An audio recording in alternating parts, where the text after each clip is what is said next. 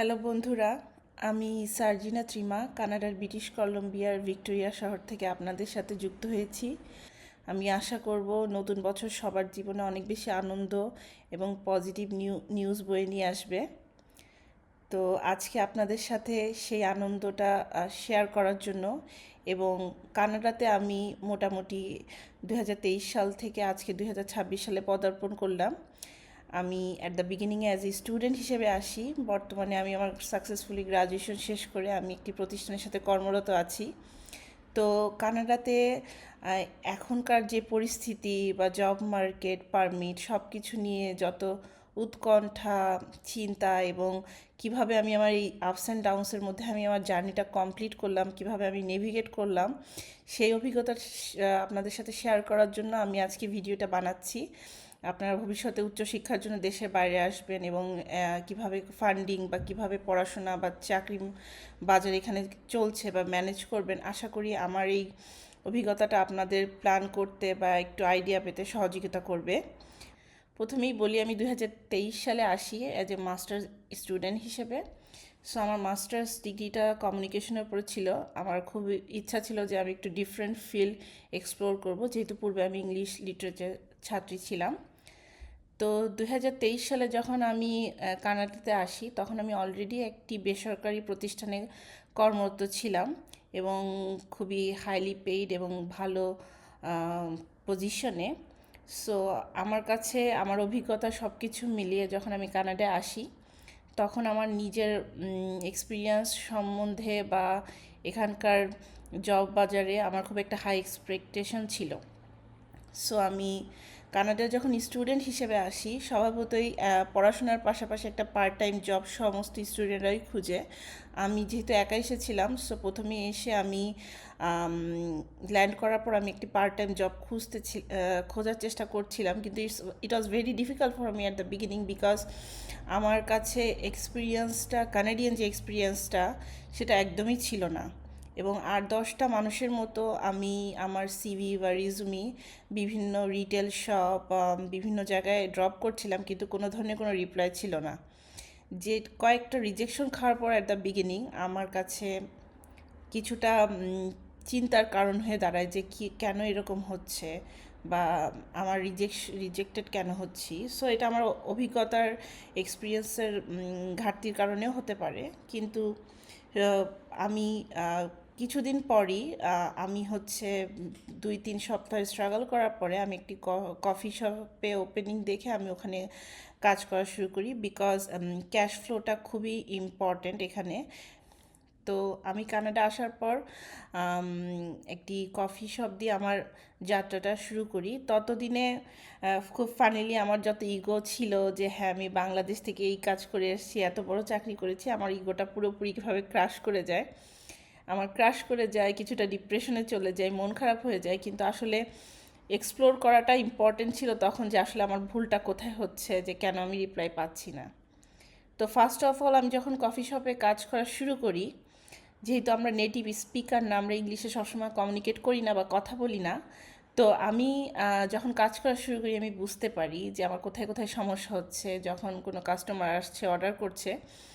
এবং আস্তে আস্তে আমি বুঝতে পারি how effectively I can communicate with my customer. So এটা আমার ইংলিশের ফ্লুয়েন্সি বাড়াতে খুব সহযোগিতা করে। এবং এটা একটা মিনিমাম ওয়েজের চাকরি, বাট খুবই হাইলি এঙ্গেজিং থাকতে হয়, কাস্টমারদের সাথে কথা বলতে হয়। তখন আমার এই চ্যালেঞ্জের মধ্যে থেকে আমার আসলে স্কিলটা বাড়তে থাকে। তো কফি শপে আমার কাজ চলছে, সাথে সাথে আমি বিভিন্ন ওয়েবসাইটে অন্য অন্য জবের জন্য অ্যাপ্লাই করছি, বিকজ যেই মিনিমাম ওয়েজটা স্টুডেন্ট এখানে এসে পায় সেটা সবসময় সাফিসিয়েন্ট হয় না। তো সব কিছু চিন্তা করে বাসা ভাড়া, আমার পড়াশোনা, আমার কফি শপের জবটা কিছুদিন মোটামুটি ভালোই চলেছিল। পরবর্তীতে আমি যখন দেখলাম যে আমার কমিউনিকেশন স্কিল বা আমার ক্রিটিক্যাল সিচুয়েশন হ্যান্ডেল করার যে ক্যাপাবিলিটি, এটা একটু ধীরে ধীরে বৃদ্ধি পাচ্ছে, এবং তখন আমি আরেকটু বেটার জবের সার্চ করতে থাকি। ইটস অ্যারাউন্ড 6 থেকে 7 মাস পর আমি মনে করতে থাকি আমার জবটা, যদি আমার স্কিলটা একটু ডেভেলপ করতে হয়, কানাডিয়ান এক্সপিরিয়েন্স, আমি একটু চেষ্টা করে দেখি আমি একটু বেটার ওয়েজে কোনো জব পাই কি না। তো লাকিলি আমি জব সার্চ করতে থাকি। সাথে সাথে আমার ইউনিভার্সিটিতে কিছু প্রোগ্রাম ছিল। ফর এক্সাম্পল, আমাদের রিজুমি রাইটিং বা জব সার্চিং বা স্কিল ডেভেলপমেন্ট বিষয়ক অনেক ধরনের ওয়ার্কশপ বা কর্মশালা ছিল বা কাউন্সেলিং সেশন ছিল, যেগুলোতে আমি পার্টিসিপেট করি। এবং পার্টিসিপেট করার পর আমি বুঝতে পারি আমার রেজুমি লেখায় কোথায় কোথায় ভুল ছিল এবং কেন আমার আসলে জবগুলো আসছিল না। সো আমার কাছে মনে হয় এই জিনিসগুলো করার ফলে আমার 5 থেকে 6 মাস পর আমার একটা কফি শপের থেকে একটু বেটার রিটেল শপে আমার একটা জব অপরচুনিটি আসে। এবং কানাডায় সাধারণত বিভিন্ন ধরনের ফ্যাসিলিটি এসব রিটেল বড় বড় যে ইন্টারন্যাশনাল দোকানগুলো আছে বা শপগুলো আছে এখান থেকে পাওয়া যায়। কখনো কখনো কাস্টমার ডিসকাউন্ট, যেগুলো একটা ইন্টারন্যাশনাল স্টুডেন্টের জন্য খুব উপকারী, যদি আমরা কিছুটা কমে কোনো কিছু কিনতে পারি। আর আমি যেখানে কর্মরত ছিলাম সেখানে টিউশন রিইম্বার্সমেন্টের সুবিধা ছিল, মানে একটা স্টুডেন্ট যখন পড়াশোনা করবে সে কোম্পানি থেকে একটু সাপোর্ট পাওয়া যাবে। সো আমার কাছে মনে করি ওই জবটা আমি যখন পাই তখন আমার জন্য এটা খুবই উপকার ছিল বা আমি খুবই উপকৃত হয়েছি, হাইলি অ্যাপ্রিসিয়েট করি। এবং আমি কফি শপে জব ছেড়ে আমি ওটাতে জয়েন করি। এবং ওটাতে ওয়েজটা একটু হাই ছিল এবং রেসপন্সিবিলিটি আরেকটু ক্রিটিক্যাল লেভেলের, হায়ার লেভেলের ছিল, যেটা কিনা আমাকে আরেকটু চ্যালেঞ্জ করছিল যে আমার স্কিলটা ডেভেলপ করার জন্য। সো আমার কাছে মনে হয় যে কানাডা আসার পর প্রথমেই নিশ্চিত করা যে আমার ক্যাশ ফ্লোটা যেন থাকে, এবং উইথ দ্য টাইম আমাদের we all should try to develop hour skills so that আমরা একটু বেটার পজিশনে যেতে পারি, যাতে করে ওই পরিমাণ সময় আমরা ইনভেস্ট করে আমরা সেম টাইম পরিমাণ সময় ইনভেস্ট করে আমরা একটু বেশি ইনকাম করতে পারি, যেটা আমাদেরকে ফাইন্যান্সিয়ালি একটু স্টেবল করে এবং আমাদের পড়াশোনায় একটু হেল্প হয়।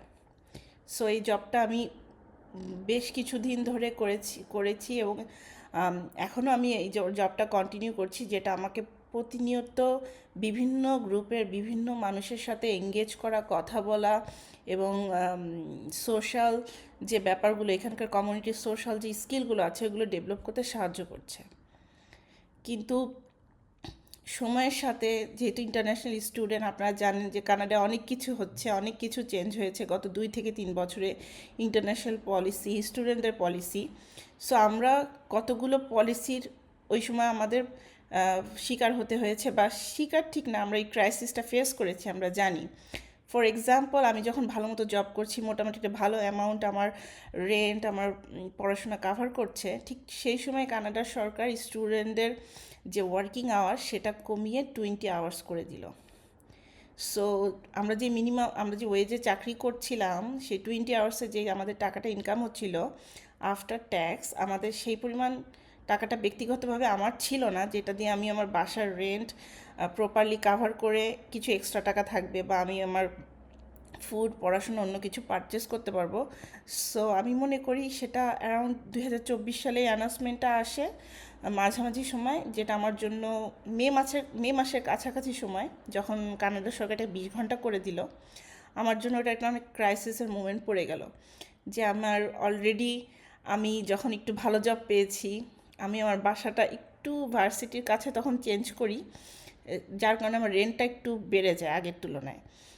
আমি চাচ্ছিলাম যে একটু বেশি টাইম যেন আমি পড়াশোনায় ইনভেস্ট করতে পারি, but with this high risk আমার লোকেশন চেঞ্জ করার জন্য এবং সাথে সাথে আমার অ্যানাউন্সমেন্টটা আসার জন্য 20 ঘন্টার, আমি একটু মানসিকভাবে ক্রাইসিসে পড়ে যাই, আমি কি করব। সো আপনারা বুঝতেই পারছেন যে একটা ইন্টারন্যাশনাল স্টুডেন্টের জন্য এটা একটা বিশাল চেঞ্জ।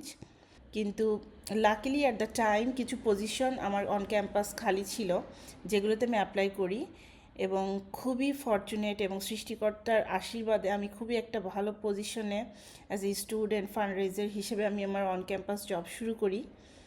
তো এটা মূলত আমার হোল ক্যারিয়ারের একটা দিক নির্দেশনা আপনি বলতে পারেন, নির্ধারণ করে দেয় at the same time.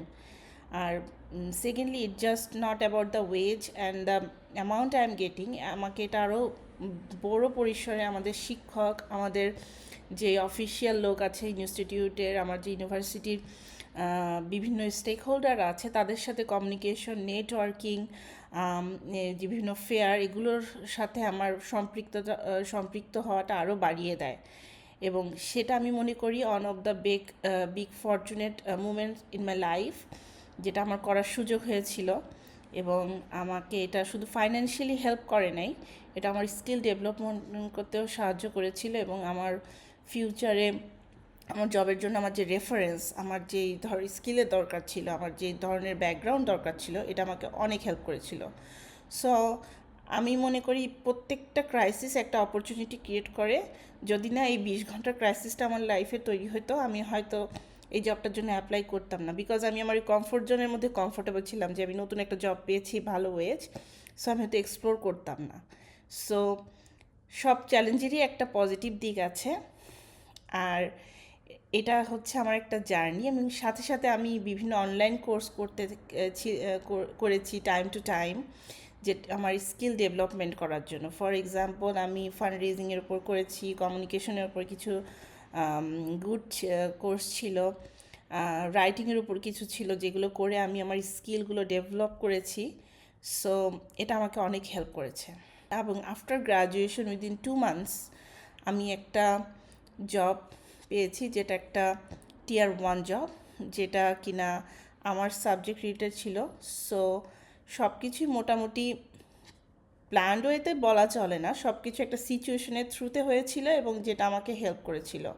So আপনারা যারা কানাডা আসবেন বা আপনারা যারা স্টুডেন্ট হিসেবে আসবেন, আমি মনে করি যে প্রথমেই একটা কমফোর্ট জোন মধ্যে কাজ করতে করতে মাঝে মাঝে আমরা নিজেদের হারিয়ে ফেলি, এবং আমাদের 2 বছর পর যে মনে হয় যে না, আমাদের কানাডিয়ান স্কিলটা কী, আমরা কানাডিয়ান এক্সপিরিয়েন্সটা কী, আমাদের কিভাবে নিজেকে ডেভেলপ করতে হবে, এই প্রশ্নগুলো ঘুরে ফিরে আসে। আমার কাছে মনে হয় student time is the best time, আপনি যেখানে আপনার স্কিল ডেভেলপমেন্ট করতে পারেন, আপনি আপনার অপরচুনিটিগুলো ক্রিয়েট করতে পারেন, যেটা কিনা আপনি গ্রাজুয়েশন করার পর আপনাকে হেল্প করবে। সো আমি আশা করি আমার এই এক্সপিরিয়েন্স বা আপনার গল্পটা আপনাদের ভালো লাগবে, এবং যারা কানাডাতে আসবেন বা আসার প্ল্যান করছেন বা আছেন, তারা আমার এই গল্প থেকে কিছু শিখতে পারবেন, এবং এটা আমার মনে করি আপনাদেরকে আরও সাহস দিবে। বিকজ যে এক্সপিরিয়েন্স বা যে ক্যাপাবিলিটি থাকা উচিত একটা ইন্টারন্যাশনাল স্টুডেন্টদের, আমি মনে করি যারা কানাডা আসছেন তাদের অলরেডি আছে। এটা জাস্ট নিজের পোটেনশিয়ালটা একটু এক্সপ্লোর করা এবং এঙ্গেজমেন্ট থাকা এবং ইফেক্টিভভাবে কমিউনিকেট করা এই কমিউনিটির সাথে। আশা করি এরপরে কোনো ধরনের কোনো ক্রাইসিস ফিল করবেন না। আফটার গ্রাজুয়েশন আপনি মোটামুটি মানসিকভাবে তৈরি থাকবেন এবং কনফিডেন্ট থাকবেন, ওকে আমি এই সেক্টরে এভাবে জব করতে পারি বা এভাবে হ্যান্ডেল করতে পারি। সো আজকের মতো এটুকুই, এবং আপনাদের উৎসাহে আমি আশা করি আমি আরও ভালো ভালো পরামর্শ দিতে পারবো। Bye bye.